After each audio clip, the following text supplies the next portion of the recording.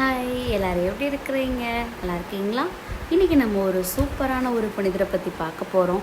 இந்த புனிதர் எனக்கு தெரிஞ்சு இது வரைக்கும் பார்த்ததுலேயே ஒரு வித்தியாசமான வரலாறு, அவருடைய புனிதர் ஆனதுக்கான வரலாறு இருக்குது.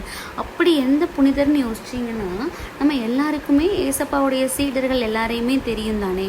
அப்படிப்பட்ட சீடர்களை ஏசப்பா தான் தெரிஞ்சு கொண்டாங்க. அவங்க தான் எல்லாரையும் என்ன பண்ணாங்க, அவங்களுக்கு தேவையான சீடர்களை சூஸ் பண்ணாங்க. ஆனால் இன்றைக்கி நம்ம பார்க்க போகிற புனிதரை மட்டுமே அவருடைய செயல்பாடுகளும், அவர் எப்படி கிறிஸ்துவுக்கு உண்மையாக இருந்தார் அப்படிங்கிறத வச்சு அங்கிருந்த மற்ற சீடர்களால் தெரிஞ்சு கொள்ளப்பட்ட ஒரு சீடர் தான் இன்றைக்கி நம்ம பார்க்க போகிற புனித மத்தியாஸ் அவர்கள். இந்த புனிதரை பார்த்திங்கன்னா நமக்கு தெரியும், யூதாசு இறந்துட்டாங்க. ஏசப்பாவை சிலுவையில் போட்ட உடனே யூதாஸ் இறந்துட்டாங்க. அந்த யூதாஸுக்கு பதிலாக ஒரு சீடர் வரணும். அந்த சீடர் கண்டிப்பாக கடவுளை பற்றி, ஏசப்பாவை பற்றி முழுமையாக தெரிஞ்சு அவர் மேலே விசுவாசம் உள்ள ஒருத்தராக இருக்கணும்னு எல்லா சீடர்களும் சேர்ந்து இந்த மத்தியாஸ் அப்படிங்கிற புனிதரை என்ன பண்ணாங்க, ஏசப்பாவுடைய சீடர்களாக என்ன பண்ணாங்க, தெரிந்து கொண்டாங்க. அப்படி இருக்கும்போது மத்தியாஸ் அங்கே இருந்த பக்கத்தில் இருந்த எத்தியோப்பியா பகுதிகளில் போயிட்டு ஏசப்பாவுடைய நாமத்தை சொல்கிறதுக்கு மறைபரப்புக்கு போனாங்க.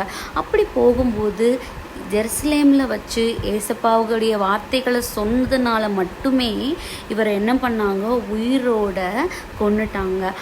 அப்படி இறந்த புனித மத்தியாஸ் இறைவனுக்கு மறைசாட்சியாக இறந்திருக்காரு அப்படிங்கிறதுல எந்த ஒரு மாற்று கருத்தும் கிடையாது. தன்னுடைய உடல்நல கோளாறுல அவர் இறக்கலை, இல்லை எந்த ஒரு சுயமான ஒரு விஷயத்தினாலையும் அவருக்கு அந்த இறப்பு வரலை.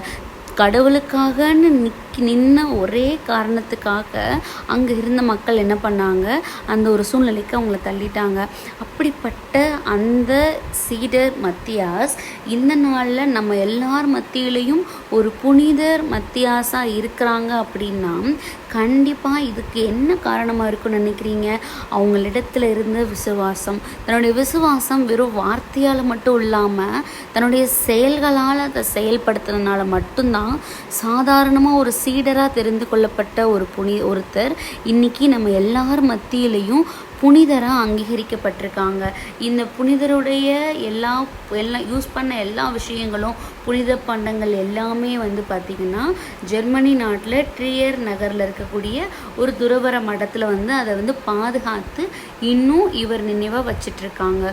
ஸோ இந்த புனிதர் வழியாக நம்ம தெரிஞ்சுக்கிறது, நம்ம வாழ்க்கையில் விசுவாசங்கிறது வெறும் நாவு வரைக்கும் நின்றாமல் நம்ம இருதயம் வரைக்கும் நம் உடல் முழுவதுமாக அது செயலில் கலந்து இருக்கணும். அப்படி இருக்கும்போது நம்மளையும் ஏசப்பா நிறைவான ஆசிரை நோக்கி உயர்த்துவார். பாய் பாய்.